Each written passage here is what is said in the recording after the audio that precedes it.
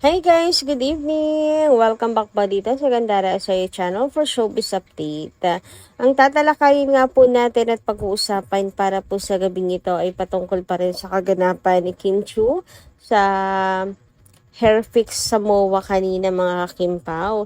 And syempre sasagot din po tayo ng ilang katanungan ng mga fans na tungkol sa kanila pong ipinagkakalito ng mga ganap nila Kim and Paolo. Well, di po kayo nag-iisa. Marami po tayo na litong-lito na rin sa ganap nilang dalawa. Anyway, bago tayo mag-start sa mga di pa nakaka-subscribe sa ating channel, mari lamang na pindutin po ninyo ang subscribe button natin at notification bell para mag-updated kayo sa mga susunod nating chika. And bilang pasasalamat po sa ating mga subscribers naman, narito at may ilan tayo na piling basahing comment ngayong gabi. So, ito po ay mula kay Ma'am Honey Joy Serigor. Shoutout po sa inyo at magandarang gabi. Sabi niya rito, "Good day, Miss Gandara. No offense sa lahat ng mga nagko-comment dito. Miss Gandara, madaling sabihin nyo kay Kim na patawarin si Bella. Patawarin si Kim niya si Bella. Kung kayo nangyari or sa inyo nangyari or ginawa ng best friend mo sa'yo, hindi madali magpatawad. Hintayin nyo na kusang patawarin ni Kimi si Bella. Huwag niyong paunahan or pagsabihan si Kimi kung ano ang dapat niyang gawin. Kasi kahit ako, nangyari sa akin, nangyari kay Kim, na ang bestie na pinagkakatiwalaan mo sa mga secrets na dapat lang nasa kanilang tatlong mag-bestie, kung bakit kasi dinawit or binanggit ni Bella ang pag-guesting niya kay Tito Boy Abunda. Alalahanin niyo, pangalawa na si Bella na nagtiwala si Kim. Una si Maha, di ba 100% yung trust niya? Di ba ang laki din ang naging kasalanan ni Maha kay Kim?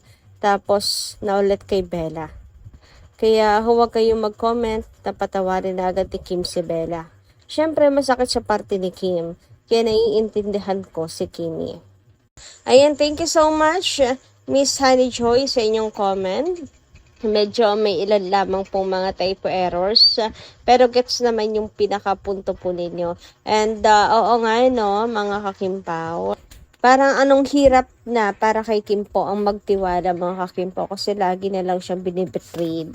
Yung binibigay naman niya yung 100% trust niya, di ba mga kakimpaw? Naging mabuting kaibigan naman siya. Pero bakit nangyayari to ng paulit-ulit sa kanya? So una nga yung kay Maha. So doon pa lang nadala na si Kim Chu at mahirap na ulit magtiwala. Di ba mga kakimpaw? Tapos ngayon, eto na naman, mukhang may problem sila ni Bella.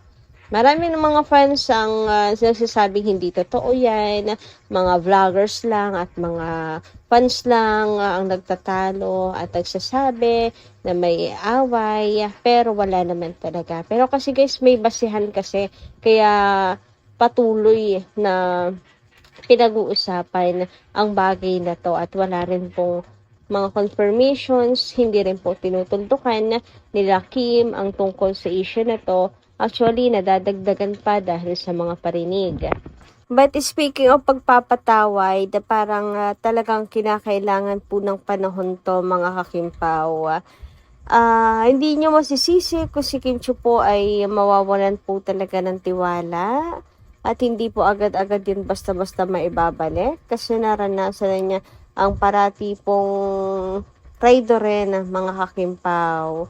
Siyempre, love life, kapatid niya, tapos ngayon, best friend niya, mga kakimpaw. Diba? Yung mga ganyang klaseng betrayal, hindi deserve ni Kimi.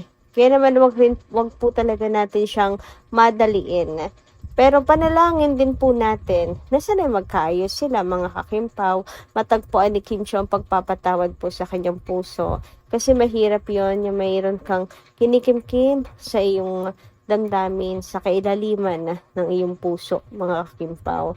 Mayroon kang daladala kumbaga.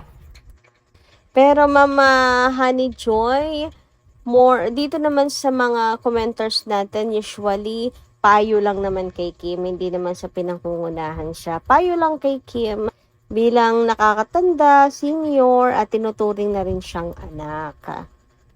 Magkaiba naman yung minamanduhan sa binibigyan ng advice. And syempre, tayo naman, patuloy lang po na pagdadasal mga kakimpaw. Kasama na rin po ang friendship nila. Anyway, dumako naman po tayo ngayon dito sa ganap ni Chinita Princess mga kakimpaw, kung saan ay grabe. Napakaganda po talaga ni Kimi, and it reminds me nung kanila pong world tour sa Redwood City, kasi naka-red po siya dito mga kakimpaw, naka-red gown. And ang dami pong mga fans, sobra nakakatawa, nagsisigawan po sila ng Kim, Kim. Grabe, sigawan lahat ng mga tao doon na isa talaga si Kim. Hindi isa si Kim, talagang pinuntahan si Kim doon. Si Kim ang ipinunta ng mga tao doon, mga kakimpawa. And talagang pinagkakaguluhan, lalo na siguro kung event to ng Kim to, no? Silang dalawa ni Paolo Avellino. Aba, mas lalo po ata baka mapuno ang MOA. Charot, apaka-OA. Pero, grabe kasi mga kakimpaw ang impact nilang dalawa. As in, ang mga fans ay todo effort para makita po sila. Ayan, kahit nga po sa mga solo events nila, ay ang grabe ang effort ng mga fans. Mapapahanga ka talaga. And very trending din po si Kim sa social media. Sa samantala, dumako naman tayo dito sa selfie ni Chinita Princess mga kakimpaw, na para pang for the update siya sa kanyang jowa na, oh babe, andito na ako sa MOA, hair fix, good luck sa akin, ingat ka dyan lagi. Ay, may pa ganon. Kasi mga kakimpaw, ganyan yung gawain nilang dalawa kapag hindi sila magkasama. Nag-update po sila, kunwari, sa social media. Pero yung totoo, pinapaalam lang nila sa isa't isa, kanilang ganap. Like si Paolo Avellino mga kakimpaw. Nung siya po nasa Paris at nasa Pinas pa si Kim, hindi pa nakakaalis si Kim. Panay po ang update niya ng kanyang jogging na para bang sa atin lang po idinadaan, tayo ang middleman, pero para talaga kay Kim yung update. Charot, di ba mga kakimpaw? Anyway, sabi naman dito ni Kim Pao, couple forever, when the Kim Pao couple starts shooting in Korea, my feelings is so strong that Kim's House of Little Bunny Bugs will really blow up even more because they are so elegant and the quality is so gorgeous. Since the stitching is so polished and it has that luxury brand style.